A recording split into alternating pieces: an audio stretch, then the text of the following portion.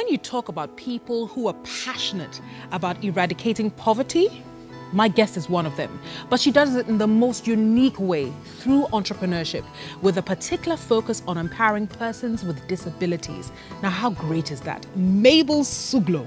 Finally, but she came on the show without my shoes. Mabel, explain yourself. I'm waiting.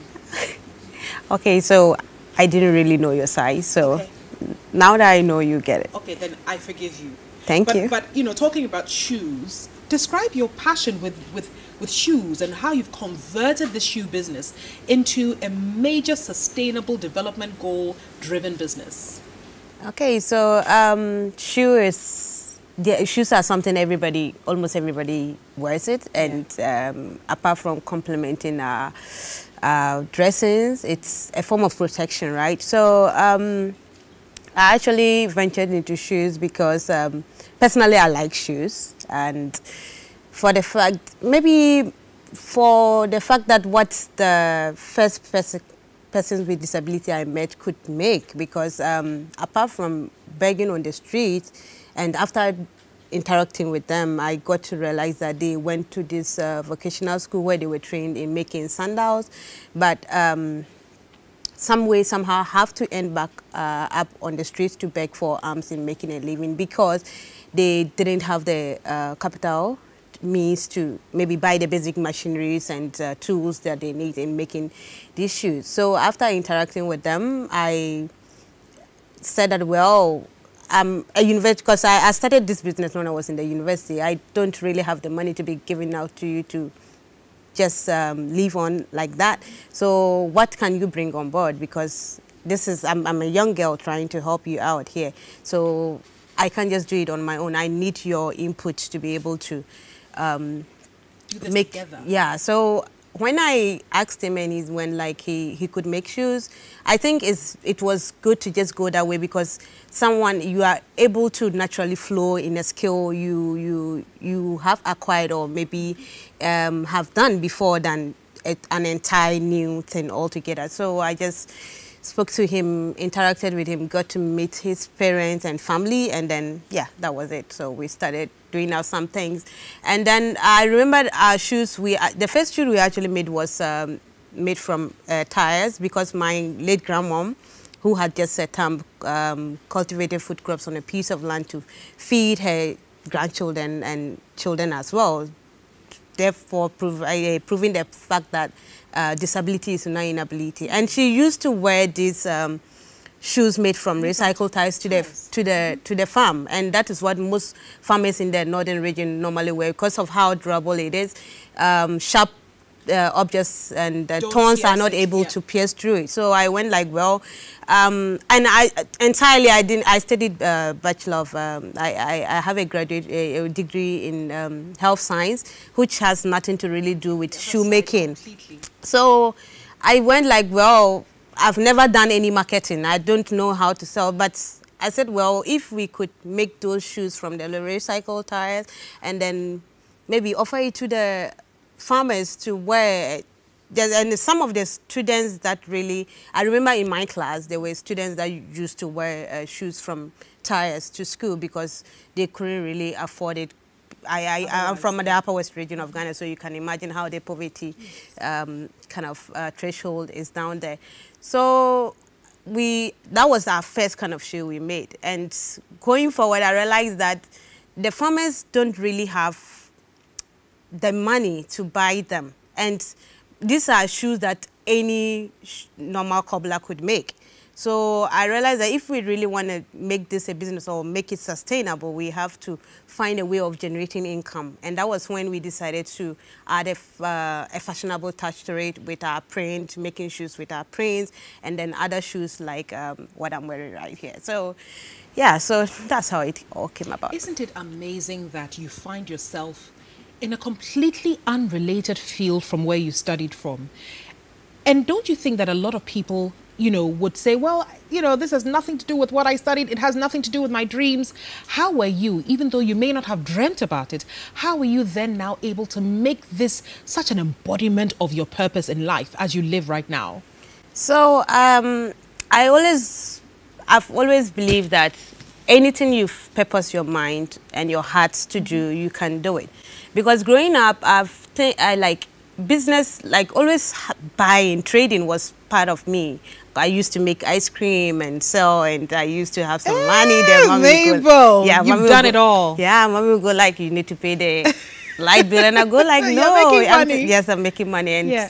it's not about saying that I didn't study it. Right. If you really want to do it, you would not give any excuses. I'm the type that I don't take excuses for an answer. Unless, of course, you don't really want to do it, then you come out with something. But if you want to do it, even if there are 1,000 reasons, you would definitely see that one reason why you should try it out. So it doesn't matter if you study it out of whatever you want to do. If you feel like this is what you've been purposed or ordained in life to achieve, you go for it, and then it will shine through. I guess the reason I truly admire you is how you've been able to turn what would be otherwise, quote unquote, very basic footwear into something that everybody wants to wear, and then automatically, you know, the other way around, help people live out of poverty. Did you sit down and plan this, you know, strategically? So it's happened when I saw this guy begging on the street of Kumasi. And as I said, I was in the university. I just went for my camp meeting, and after that I was going home. He was looking at me with that anticipation that I should give him money. But getting the inspiration from which my grandmom, she being a single mom, and just, you know, leprosy chops off your limbs that way. And she had just a thumb.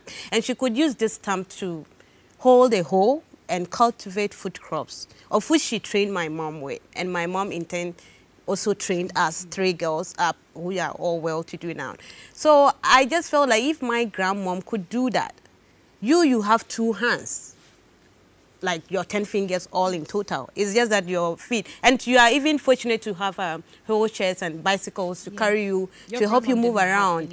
So yes, my grandmom just had a thumb, and she could make something worldwide of her life. So if you have 10 fingers, I think you should be able to do much more better.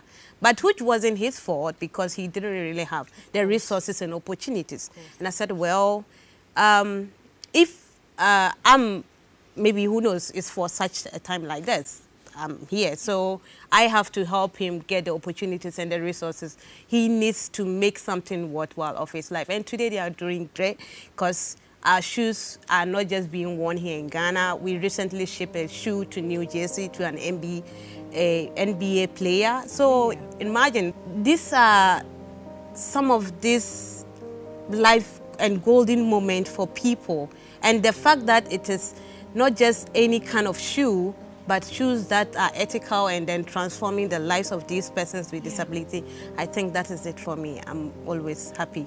And I'm glad that I actually toured on this part. Yeah. And I'm glad your paths crossed. Yeah. Because somebody else would have walked right past, but you paused and you basically latched onto the opportunity. When we come back with Mabel, she's going to describe how this opportunity and perhaps many more have taken her into a space of self-realization. I want to know about her keys to success when we come back on She Rose. Coming up on She Rose. I want to tell the other persons with disabilities that, because there are some that I've approached, they went like, no, I just want to be where I am. Okay. So before somebody can be able to help you, you have to, first of all, cry out for the help. Yeah. Hi, my name is Anita Erskine, and there's so much I want to share with you on Anita Erskine Network. So you've got to subscribe and hit that bell button so that every single time we've got something new, you get notified. I'll see you on the other side.